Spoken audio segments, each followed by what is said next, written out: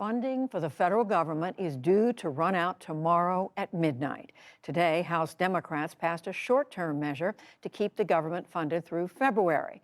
But a group of Republican lawmakers in the Senate are threatening to force a shutdown to fight President Biden's vaccine mandate.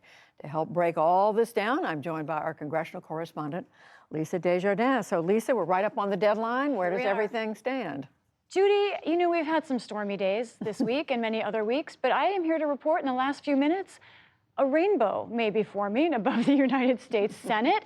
In just the past few minutes, I have multiple sources telling me that it looks like there is a deal to get past the problems in that body.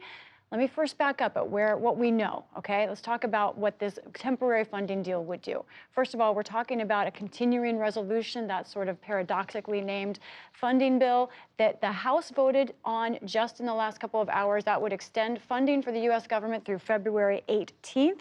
Now, in it, also I want to mention is $7 billion, importantly, for Afghan refugees who have been brought to this country after the U.S. withdrawal from Afghanistan.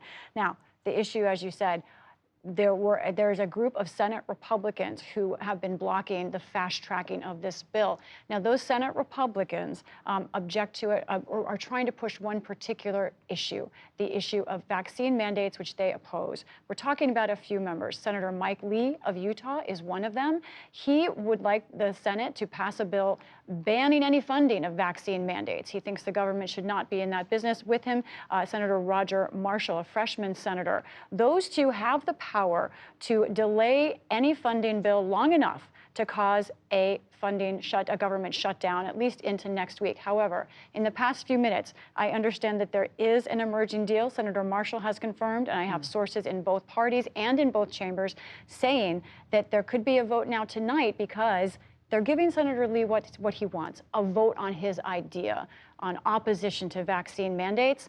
Why would Senate Democrats do that? Because it's likely to fail. There's complicated reasons why, including an absence from one Republican senator.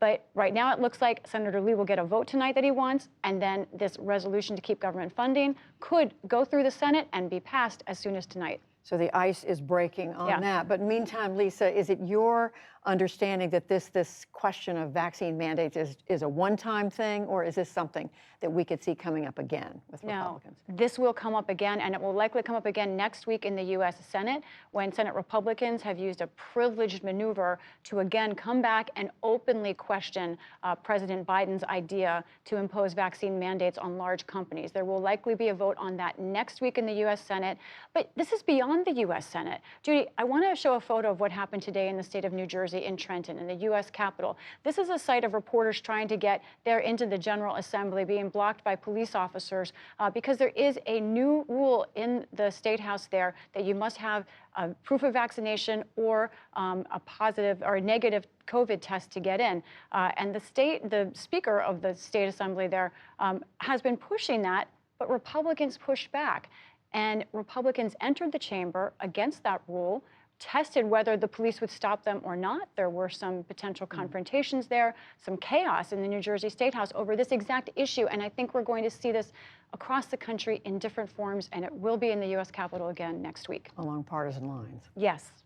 Lisa Desjardins, thank you very much. You're welcome.